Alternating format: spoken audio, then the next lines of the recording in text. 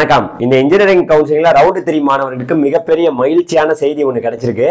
1வது ரவுண்டு 2வது ரவுண்டு இந்த 2 ரவுண்டு முடிஞ்சுமே 1 லட்சம் இடங்கள் நம்மளுடைய தமிழ்நாட்டில் நிரம்பல. அதனால 3வது ரவுண்டு மாணவர்கள் எல்லாருமே ரொம்ப ஹாப்பியா இருக்கலாம். எப்படிங்க 1 லட்சம் இடங்கள் நிரம்பலன்னு நீங்க சொல்றீங்க அப்படின்னு கேட்டீங்கன்னா, அதற்கான தெளிவான விவரங்களை நம்மளுடைய டிஎன்ஏ வெப்சைட்ல நம்ம டைரக்டரி ஆஃப் டெக்னிக்கல் எஜுகேஷன் தெளிவா எல்லாமே கொடுத்துருக்காங்க. அதை இப்போ நான் உங்கள்கிட்ட விளக்குறேன். அதனால 3வது ரவுண்டு மாணவர்கள் யாருமே கவலைப்பட வேணாம்.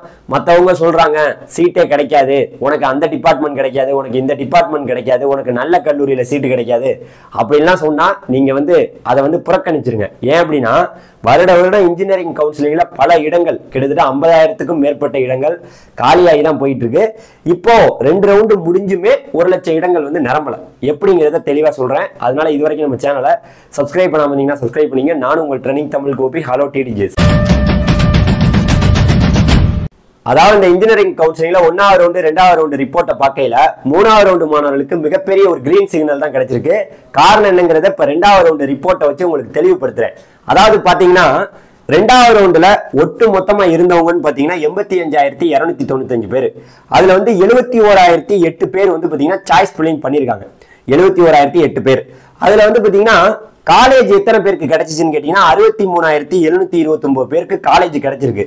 அந்த காலேஜ் கிடைச்சதுல அதை உறுதிப்படுத்தணும்னா நான் காலேஜ்ல போய் சேர்ந்துக்கிறேன், நான் டிஎஃப்சி சென்டர்ல போய் சேர்ந்துக்கிறேன் அப்படின்னு சொன்னவங்கன்னு பாத்தீங்கன்னா ஒரு 50,451 பேர் மட்டும்தான் நான் காலேஜ்ல போய் சேர்ந்துக்கிறேன், நான் டிஎஃப்சி சென்டர்ல போய் சேர்ந்துக்கிறேன்னு சொல்லியிருக்காங்க. அப்ப இதுல இருந்து என்ன தெரியுது? மொத்தமா இருந்தவங்க 85,295 பேர். ஆனா காலேஜ் நான் போய் சேர்ந்துக்கிறேன், டிஎஃப்சில சேர்ந்துக்கிறேன்னு சொன்னவங்க வெறும் 50,451 பேர்.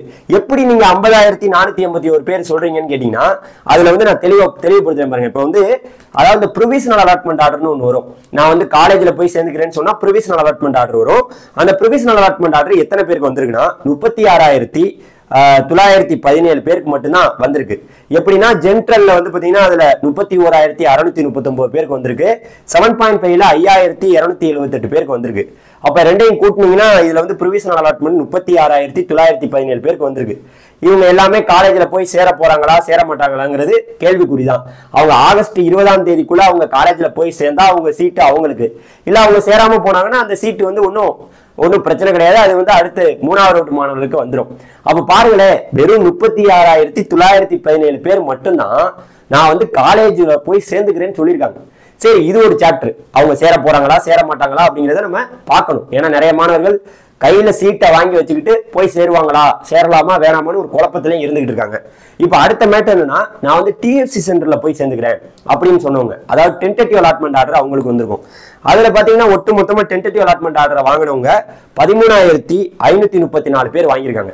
எப்படி சொல்றேன்னா, ஜென்ரலா அதுல 11,851 பேருக்கு டென்டேட்டிவ் அலாட்மெண்ட் ஆர்டர் வந்திருக்கு. 7.5ல பாத்தீங்கன்னா, அதாவது டிஎஃப்சி சென்டர் போறேன்னு சொன்னவங்க 7.5ல ஒரு 1,683 பேர் நான் டிஎஃப்சி சென்டர் போறேன்னு சொல்லியிருக்காங்க. அப்போ ஒட்டு மொத்தமா சேர்க்கையில டிஎஃப்சி சென்டர் போறேன்னு சொன்னவங்க 13,534 பேர் டிஎஃப்சி சென்டர் போறேன்னு சொல்லியிருக்காங்க. அப்ப டிஎஃப்சி சென்டர்ல அவங்க போக போறாங்களா இல்ல போக மாட்டாங்களா அப்படிங்கறத நம்ம பொறுத்து இருந்தா பார்க்கணும். ஒருவேளை அவங்க போகாம போயிட்டா அந்த இடங்கள் 3வது ரவுண்டு மாணவர்களுக்கு சாதகமா தான் அமைய போகுது. இப்ப மெயினா நம்ம அந்த காலேஜ் போறேன்னு சொன்னவங்க ஒரு 36,917 பேரு, நான் டிஎஃப்சி சென்டர் போறேன்னு சொன்னவங்க ஒரு 13,534 பேரு. இது எல்லாத்தையும் நீங்க கூட்டினீங்கன்னா 50,451 பேர் வரும். அப்ப 2வது ரவுண்டுல மட்டும் 50,451 பேர் மட்டும்தான் இன்ன வரைக்கும் அதாவது சீட்டை வாங்கி வச்சிருக்காங்க. நான் காலேஜ்ல போய் சேர்ந்துக்கிறேன், நான் டிஎஃப்சி சென்டர்ல போய் சேர்ந்துக்கிறேன்னு சொல்லியிருக்காங்க. அவங்க போக போறாங்களா இல்ல போக மாட்டாங்களா அப்படிங்கிற அவங்களே இன்னும் பல குழப்பத்துல இருக்காங்க. ஒரு காலேஜ்லயும் ஃபீஸ் ஸ்ட்ரக்சரை கேட்டா அப்படியே உயிர் போகுது. எப்பா என்னடா இவ்வளவு ஃபீஸ் சொல்றீங்க, எங்க நான் அதெல்லாம் கட்டி படிக்க முடியுமா, என்ன படிக்கிறதா இல்ல வேற எதுவும் எனக்கு வேலை எதுவும் கொடுக்குறீங்களாங்கிற மாதிரி இருக்கு நிலைமை. இவ்வளவு பணம் கேட்குறீங்க அப்படிங்கிற மாதிரி ஒரு நிலைமையை உருவாக்கியிருக்காங்க. ஏன்னா தனியார் கல்லூரிகள் அந்த அளவுக்கு பணத்தை வசூலிக்கிறாங்கிறது ரொம்ப வேதனை அளிக்கக்கூடிய ஒரு விஷயமா இருக்கு. 7.5லயும் பணம் கேட்கறாங்க. இதுதான் மிகப்பெரிய கொடுமை. எப்பா எதுக்குப்பா இந்த கவர்மெண்ட், எதுக்கு உயர்கல்வித்துறை, எதுக்கு இந்த எஜுகேஷன் ரொம்ப குழப்பமா இருக்கு நமக்கு. அதாவது இதன் அடிப்படையில பார்க்க போனோம்னா, எதுக்கு நீங்க 1 லட்சம் சீட்டு இருக்குன்னு சொன்னீங்களே, அது என்னங்க 1 லட்சம் இடங்கள் இருக்குங்கிறீங்களே அப்படின்னு சொன்னீங்கன்னா, 1வது ரவுண்டுல நமக்கு தெரியும் 18,794 இடங்கள் 1வது ரவுண்டுல நிரம்பியது. 1வது ரவுண்டுல ஒட்டு மொத்தமா சேர்த்து 1வது ரவுண்டுல 18,794 இடங்கள் தான் முடிஞ்சுச்சு. இப்ப 2வது ரவுண்டுல பாத்தீங்கன்னா இது வரைக்கும் இது வரைக்கும் நமக்கு காலேஜ் டிஎஸ்சி போறேன்னு சொன்னவங்க வெறும் 50,451 பேர். இதுல எத்தனை பேர் போறாங்க, எத்தனை பேர் போக மாட்டாங்க அப்படிங்கிறது ஆகஸ்ட் 23ஆம் தேதி தான் நமக்கு தெரியும். அதனால நமக்கு என்ன மேட்ரு அப்படின்னு கேட்டீங்கன்னா, ஒரு ஹாப்பியான நியூஸ் நமக்கு சத்தியமா வரதான் போகுது. ஏன்னா இதுல நிறைய பேர் காலேஜ்லயோ இல்ல டிஎஃப்சி சென்டர்லயோ போய் சேராம போனா இங்க நிறைய பேர் அப்வர்ட் மூமெண்ட்ல வெயிட்டிங்ல இருக்காங்க. அவங்களுக்கும் ஒரு மகிழ்ச்சியான செய்தி தான். 3வது ரவுண்டு மாணவர்களுக்கும் மிகப்பெரிய ஒரு மகிழ்ச்சியான செய்தி தான். 3வது ரவுண்ட்ல உள்ளவங்க யாருமே கவலைப்படாதீங்க. சும்மா இருக்கிறவன் போறவன் வர்றவன் இவெல்லாம் இவங்க எல்லாமே ஒரு ஃப்ராடு பசங்க. உங்களை ஒரு கவர்மெண்ட் கோட்டால ஒரு சீட்டை எடுக்க விடாம பல பேர் தடுப்பாங்க. நான் என்ன சொல்ல வரேன்னா, நீங்க நல்ல கல்லூரியில 3வது ரவுண்டுல ஒரு அருமையான கல்லூரியில ஏதோ ஒரு டிபார்ட்மெண்ட் நம்ம கவர்மெண்ட் கோட்டால போகணும்னு ஆசைப்பட்டோம், கண்டிப்பா போகலாம். ஏன் நாம சேனல் உங்களுக்கு இருக்கு, நம்ம உதவியா இருக்க போறோம். பல வகையில உங்களுக்கு என்னென்ன காலேஜ்ல என்னென்ன டிபார்ட்மெண்ட்ல எல்லாம் சீட் இருக்குன்னு நம்ம சொல்ல போறோம்.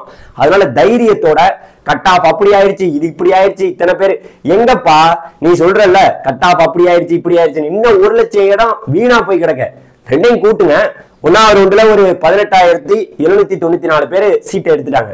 2வது ரவுண்டுல இப்ப வரைக்கும் நமக்கு காலேஜுக்கு போய்க்கிறேன் டிஎஃப்சி சென்டர் போய்க்கிறேன்னு சொன்னவங்க அவங்க போயிட்டாங்களான்னு கேட்டீங்கன்னா கிடையாது. சீட்டை வாங்கி கையில வச்சிருக்காங்க. அவங்க போக போறாங்களா இல்ல போக மாட்டாங்களாங்கிறத நம்ம பொறுத்து இருந்துதான் பார்க்கணும். அப்ப அவங்கள பாத்தீங்கன்னா ஒரு 50,451 பேர் கையில சீட்டை வாங்கி வச்சிருக்காங்க. அந்த கையில வாங்கி வச்சிருக்கவங்க போனாதானே, போகதான் விட மாட்டேங்கிறாங்களே. தனியார் கல்லூரிலாம் சீட்டை பத்தி 2,50,000 இப்போ உடனடியாக கட்டணும். நீங்க கட்டல உங்களுக்கு அந்த சீட்டே கிடையாது. நீங்க 7.5 உடனடியா வாங்க, இப்பவே நீங்க 20,000 கட்டணும். இதுக்கெல்லாம் ரொம்ப வேதனையா இருக்கு. அந்த 7.5 எல்லாம் ஏங்க அரசு தான் 50,000 60,000 கொடுக்குது. அதை வாங்கிட்டு பேசாம இந்த பிரைவேட் காலேஜ் இருக்கலாம்ல. இதை மீறியும் இந்த பசங்கள்கிட்ட போய் புடுங்கி திங்கணும், பசங்கள்கிட்ட போய் புடுங்கி ஏதாவது வாங்கி திங்கணும். எதுக்குதான் நம்ம கல்லூரிகள் நடத்துறீங்க? ஒரு கொஞ்சமாவது நம்ம என்னென்ன கேட்கக்கூடாது. அதாவது இந்த வீடியோ ஒரு எஜுகேஷன் சம்பந்தமா பேசிட்டு இருக்கோம், சரி நம்ம ஓப்பனா எதையும் பேசிடக்கூடாது. ஏன்னா இந்த தனியார் கல்லூரிகளுக்காக கொஞ்சம் கூட அறிவுங்கிறது கிடையாது. இந்த மாணவர்கள்ட்ட 7.5ல பணம் வாங்குறது இதெல்லாம் செய்தியாக்கி நம்ம என்ன பண்ண போறோம்? ஒண்ணும் நடக்க போறது கிடையாது. இதுல வேற 1000 ரூபாய் பெருமையா. நான் என்ன சொல்ல வரேன்னா, நம்மளுடைய கவர்மெண்ட் பண்ற தப்பு தான் அது. இந்த 1000 ரூபாய் கொடுக்கவே தேவையில்ல. இந்த 7.5க்கு இலவசமா கொடுத்துட்டாவே, கல்வி இலவசமா கொடுத்துட்டாவே ஓகே தான்.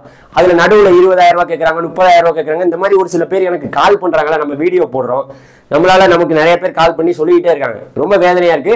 இது ஒரு பக்கத்து இருந்தாலும் கவர்மெண்ட் கோட்டால சீட்டு கிடைச்சாவே ஒரு சில கல்லூரிகள்ல 2 லட்சம் பணம் கேட்டா அவங்கள என்ன பண்ணுவாங்க? அது ரொம்ப ஒரு கஷ்டத்தை தான் ஏற்படுத்துது. அதனால பொறுத்திருந்து பார்ப்போம். 1வது ரவுண்டுல இதுவரைக்கும் 18,794 இடங்கள் முடிஞ்சிருக்கு. 2வது ரவுண்டுல 50,451 இடங்கள் கேள்விக்குறியோட இருக்கு. அவங்க போய் சேர போறாங்களா சேர மாட்டாங்களான்னு தெரியல. ஒட்டுமொத்த இடங்கள் நம்மளுடைய தமிழ்நாட்டுல கவர்மெண்ட் கோட்டால இருக்குதுன்னு பாத்தீங்கன்னா 1,76,342 இடங்கள் ஒட்டு மொத்தமா கவர்மெண்ட் கோட்டால இருக்கு. இந்த 1,76,342 இடங்கள்ல இது வரைக்கும் நமக்கு எவ்வளவு முடிஞ்சிருக்குன்னு நீங்களே இதுல கூட்டி பாத்துக்கலாம்.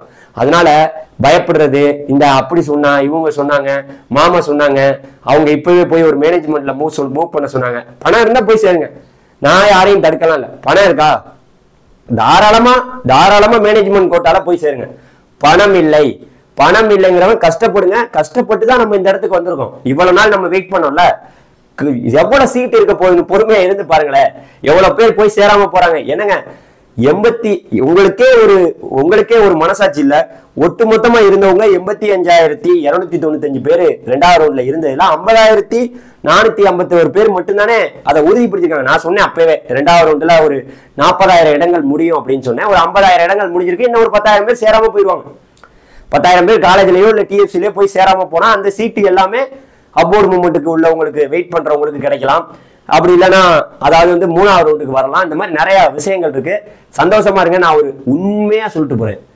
நான் உங்க இடத்துல இருந்து வந்தவன், உண்மையை சொல்றேன். நானும் ஒரு இடத்துல உங்கள் மாதிரி இன்ஜினியரிங் கவுன்சிலிங்ல கஷ்டப்பட்டு சீட்டு கிடைக்குமான்னு வேதனைப்பட்டவன். ரொம்ப வேதனைப்பட்டவனுக்கு தான் அந்த துக்கமும் துயரமும் தெரியும். கவலைப்படாதீங்க. மற்றவங்க சொல்றதெல்லாம் கேட்காம தில்லா வெயிட் பண்ணுங்க. எதா இருந்தாலும் சந்திப்போம். சரியா? பார்த்துக்கலாம் எதா இருந்தாலும். நன்றி. பாய். டிடிஜிஸ்.